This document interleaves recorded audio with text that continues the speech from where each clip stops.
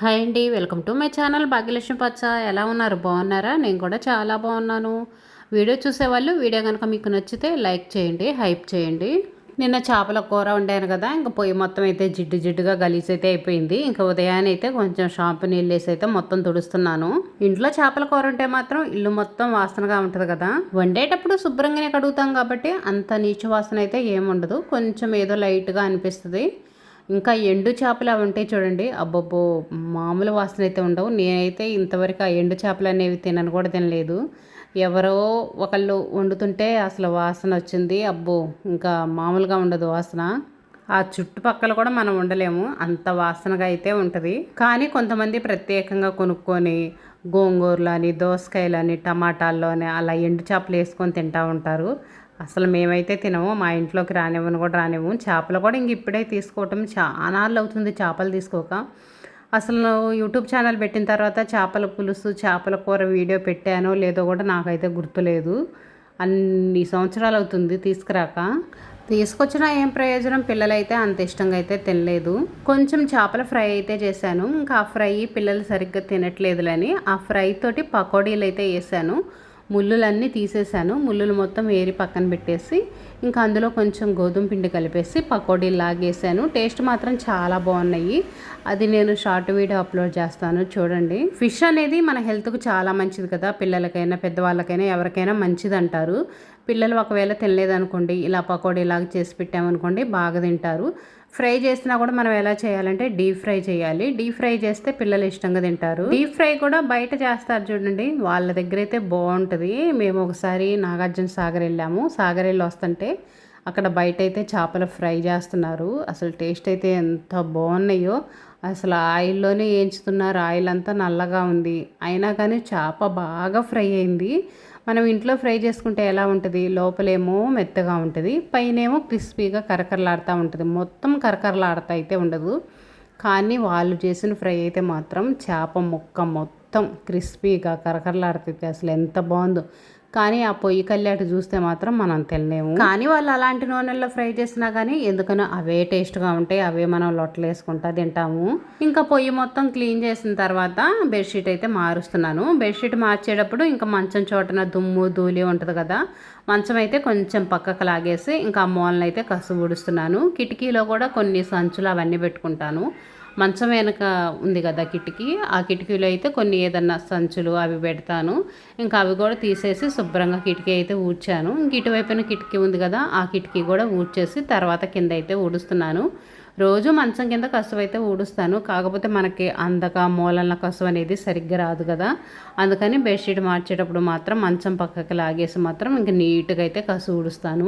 మంచానికి కూడా వెనక దుమ్ము అనేది ఎక్కువగా ఉంటుంది, బూజు ఉంటుంది. ఇంకా అది కూడా మొత్తం చీపురు పెట్టి అయితే నీట్గా ఊడుస్తాను.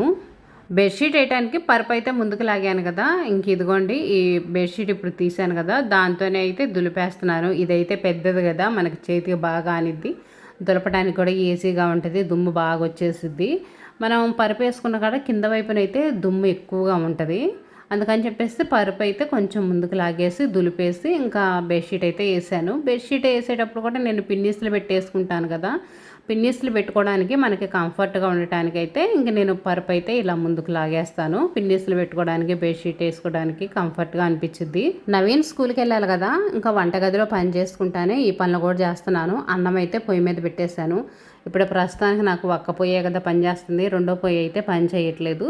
అందుకని ఫస్ట్ అన్నం అయితే పెట్టేశాను. అన్నం పెట్టాననుకో అది ఉడుకుతూ ఉంటుంది కదా, గ్యాస్ అనేది సిమ్లో పెట్టామనుకోండి మనం దగ్గరుండి చూడాల్సిన అవసరం ఉండదు. ఇంక ఇదిగోండి బెడ్షీట్ అయితే నీట్గా వేసేసాను కదా, ఇంక దీంట్లో కూడా అవన్నీ సర్జేసి అయితే వేసాను. బెడ్షీట్ వేసిన రోజు మాత్రం చూడటానికి భలే అందంగా నీట్గా అనిపించింది. ఇది ఎంతసేపు కాసేపు పిల్లలు ఎక్కి తొక్కారంటే ఇంకా అంతే దాని పని. అందులో మాకు హాల్లోనే ఉంటుంది కదా, టీవీ ఉన్న గదిలోనే ఉంటుంది కదా, ఇంకా ఎక్కువ శాతం పిల్లలు అక్కడే కూర్చొని తింటా ఇంకా టీవీలు చూస్తూ ఉంటుంటారు కాబట్టి బెడ్షీట్ అనేది త్వరగా మురికి పెట్టిద్ది. నవీన్కి టిఫిన్ అయితేనేమో ఇంకా నూడిల్స్ చేస్తున్నాను. ఇంక ఈరోజు అయితే ఏం పిండిలు అయితే ఏం లేవు, సరుకులు కూడా అయిపోయినాయి. సరుకులు అయితే తెప్పించాలి. ఇంకా అందుకని చెప్పేసి ప్రస్తుతానికి నూడిల్స్ అయితే చేస్తున్నాను. నూడిల్స్ అంటే పిల్లలు ఇష్టంగానే తింటారు, కాకపోతే వాళ్ళకి ఏంటంటే త్వరగా ఆకలి అయిద్ది. నూడిల్స్ ఎంత ఉంటాయి, కొంచెమే కదా, వాళ్ళకి కడుపు నిండదు. ఈ కొంచెం తినేసి మళ్ళీ మధ్యాహ్నం 1 గంట వరకు అన్నం కోసం ఎదురు చూస్తూ ఉండాలి. ఇష్టంగానే తింటారు కానీ కాకపోతే త్వరగా ఆకలి అయిద్దంట. ఇంకేం చేస్తాం, తప్పదు కదా. ఇంకా స్నాక్స్ కూడా ఏం తీసుకెళ్ళాడు. మళ్ళీ సాయంత్రం 5 గంటలకల్లా ఇంటికి వస్తారు కదా. వచ్చిన తర్వాతే ఇంకా స్నాక్స్ తింటామేను. ఎక్కువ శాతం ఇంట్లో ఏదో ఒకటి చేసి పెడతా ఉంటాను. దోశల పిండి ఉంటే చాలు, ఇంకా మాకైతే ఏ ఇబ్బంది ఉండదు. ఉదయం పూట దోశలు పోస్తుంటాను, సాయంత్రం పూట స్నాక్స్గా కూడా దోశలని, గుంట పునుగులని ఇలాంటివి అయితే ఎక్కువ చేస్తూ ఉంటాను. దోశ పిండి ఉంటే చాలనుకోండి. ఇంకా బెడ్షీట్ మార్చేసాను కదా, శుభ్రంగా కసువులు అయితే ఊడుస్తున్నాను. టిఫిన్ నూడిల్సే కాబట్టి ఎక్కువ కష్టమైతే ఉండదు. నూడిల్స్ ఏముంది, త్వరగా అయిపోతాయి. అవి కూడా పిల్లలకి ఎవరి వాళ్ళకే చేసి పెడతాను. ఇంకా మా వరకైతే ఏదో ఒక టిఫిన్ అయితే చేసుకోవాలి. రాత్రి అయితే రాగి సంగటి చేశాను. ఆ సంగటి అయితే కొద్దిగా ఉంది, ఇంకా కొద్దిగా తినటమను. నవీన్ కూడా కూర అయితే ఇంకా చేపల పులుసు ఉంది కదా, స్కూల్కి చేపల పులుసు ఏం పంపిస్తామని చెప్పేసి అందులో వాడు తిన్నది కూడా తినట్లేదు, అంత ఇష్టపడట్లేదు తినడానికి. అందుకోసం అని చెప్పేసి వాడి కోసం అయితే ఉల్లిపాయ రైస్ కానీ ఏదన్నా చేద్దాం అనుకుంటున్నాను. అది కొంచెం మిగిలితే టిఫిన్గా తినొచ్చు. రాగి ముద్ద అయితే కొంచెం ఉంది, ఇంకా అది కూడా తినేయొచ్చులే అని చెప్పేసి ఇంకా అందుకోసమే పిల్లలకి నూడిల్స్ చేశాను. బెడ్షీట్ మార్చాను కదా, దుమ్ము అయితే చూడండి అసలుకి ఎంత దుమ్ము వచ్చిందో కదా.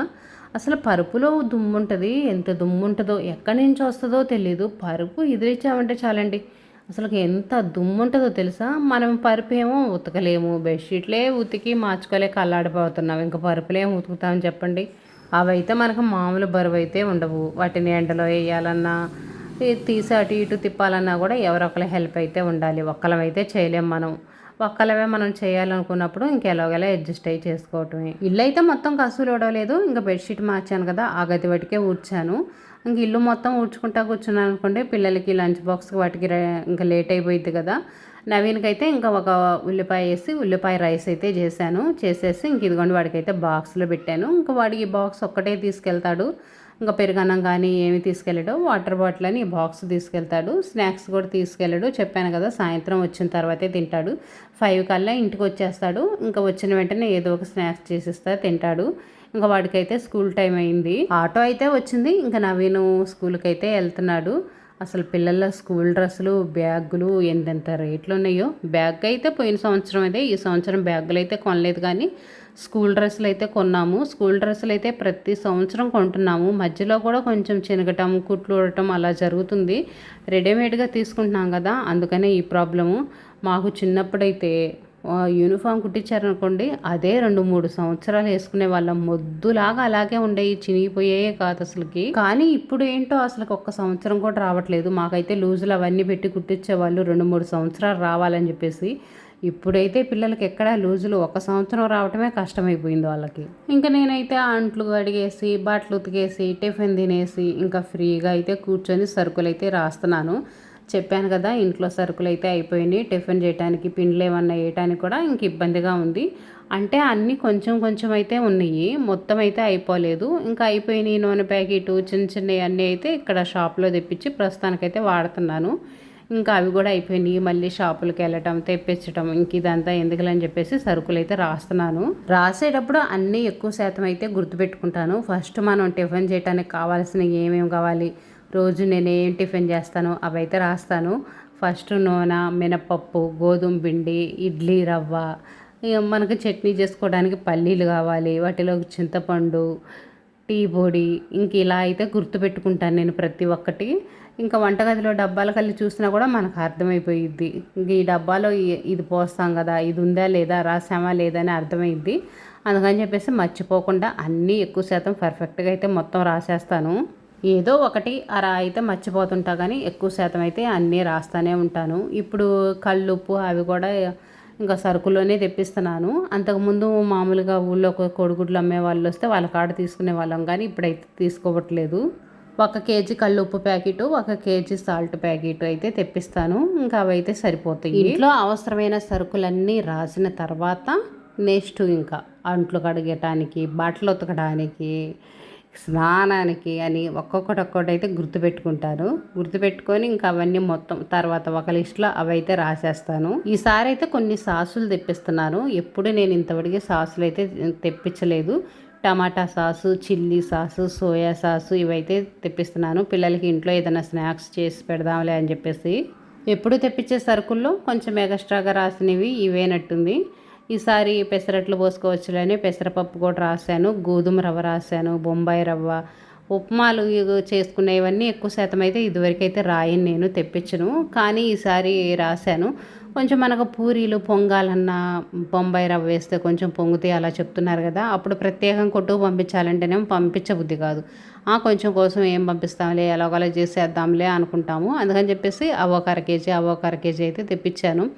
ఎప్పుడన్నా కాబట్టి మనం ఏదైనా టిఫిన్ చేయలేదు అనుకున్నప్పుడైనా పిల్లలు తినకపోయినా మావటికైనా చేసుకొని తినడానికి ఇంట్లో వంటేయాలి అని చెప్పేసి ఇంకా ఉప్మా రవ్వలు అవి కూడా ఒక హాఫ్ కేజీ అయితే అన్నీ తెప్పించాను. సరుకులు రాసేటప్పుడు మాత్రం మనకు అవసరమైనవి అన్నీ పర్ఫెక్ట్గా రాసి తెప్పించుకోవటం అయితే మంచిది. మనం ఎక్కువ ఖర్చు చాలా అవుతాయి అనుకొని కొంచెం కొంచెం రాస్తూ ఉంటాము. అలా కాకుండా మనకు అవసరమన్నీ ఒకేసారి తెప్పించుకోవడమే మంచిది. కొంచెం ఎక్కువే తెప్పించుకోవాలి. మళ్ళీ త్వరగా అయిపోయినాయి అనుకోండి, ఇంట్లో వాళ్ళు మొన్నే కదా తెచ్చింది అప్పుడే అయిపోయినాయా అది ఇది అంటూ ఉంటారు. ఇంకా మనం ఇంట్లోకే ఉండేది, ఇంట్లోనే తినేది అందరూ. కాకపోతే ఇంకా మనల్ని అలా అంటారు కదా, ఇంకా అందుకోసం అని చెప్పేసి కొంచెం ఎక్కువ రాసుకోవటమే మంచిది. ఎప్పుడు తెప్పించే వాటికంటే కూడా నేను అన్నీ ఇప్పుడు ఒక్కొక్క కేజీ అయితే ఇంకెక్కువే తెప్పించాను. మా అమ్మాయి కూడా ఇంటి దగ్గరే ఉంటుంది కదా, అంతకుముందు హాస్టల్లో ఉండేది. ఇంక ఇప్పుడు ఇంటి దగ్గరే ఉంటుంది కదా, టిఫిన్ కానీ ఖర్చు కొంచెం ఎక్కువగానే ఉంటుంది కదా, అందుకని చెప్పేసి కొంచెం ఎక్కువే తెప్పించి ఎక్కువే రాశాను. మ్యాగీ ప్యాకెట్ కూడా తెప్పిస్తాను ఎప్పుడన్నా పిల్లలకి స్నాక్స్గా కానీ ఉదయం పూట గబాన్ టిఫిన్ చేసి పెట్టడానికి కానీ ఉంటుందిలే అని చెప్పేసి ఒక ప్యాకెట్ అయితే తెప్పిస్తాను. మరీ ఎక్కువైతే తెప్పించను, మరీ ఎక్కువ తెప్పించిన కానీ పిల్లలు ప్రతిరోజు అదే కావాలంటుంటారు. అందుకని ఒక ప్యాకెట్ తెప్పించి ఇంకెప్పుడన్నా అర్జెంటుగా చేయాలి టిఫిన్ పిల్లలకి, మనకు పని కుదరదు కొంచెం లేట్ అవుతుంది అనుకున్నప్పుడు చేస్తుంటాను. సరుకులన్నీ రాయటం అయిపోయిన తర్వాత ఇంకా పూలైతే కడుతున్నాను. ఇంట్లో పూలైతే ఉన్నాయి, మల్లెపూలు, గుండు మల్లెపూలు ఇచ్చిపోయినాయి. పూలు ఇచ్చినవి కట్టాలంటే మనకు కొంచెం కష్టంగా ఉంటుంది కదా. చెట్టుగా మాకైతే లేదులే, మా తోడుకోళ్ళ వాళ్ళకి చెట్టు ఉంది, బాగా పోస్తున్నట్టుంది మరిన్ని పూలు. ఇంకా చాలా పూలు అయితే ఇచ్చారు. ఒకరోజు అయితేనేమో కట్టే ఇచ్చారు, ఇంక ఈసారి విడి పూలు ఇచ్చారు. ఇంక నేనే కట్టుకుంటున్నాను. బయట కొని పెట్టాలన్నా కూడా మూర 10 రూపాయలు 15 రూపాయలు అలా ఉన్నాయి. ఫ్రీగా వచ్చిన పూలను మనం ఎందుకు వేస్ట్గా పడేసుకోవటం అని చెప్పేసి మొత్తం అయితే కట్టేసి పెట్టుకున్నాను. ఇంక ఇదేనండి ఈరోజు వీడియో.